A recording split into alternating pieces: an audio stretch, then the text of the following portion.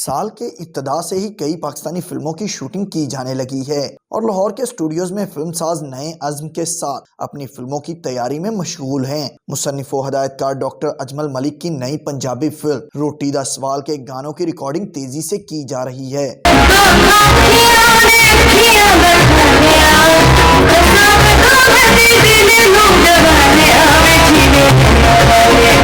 अपनी आंखों में कामयाबियों के ख्वाब सजाए हुए पाकिस्तानी फिल्मसाज रूठे हुए सिनेमा बीनों को मनाने के लिए नई फिल्मों की तकमील में मसरूफ़े अमल हैं। साल की पहली पंजाबी फिल्म रोटी दा सवाल के गीतों की रिकॉर्डिंग गुलकारा नूरा लाल की सुरीली आवाज में लाहौर के मुकामी स्टूडियो में की गई, जिसकी मौसीकी अब्बी खान ने तरतीब दी है।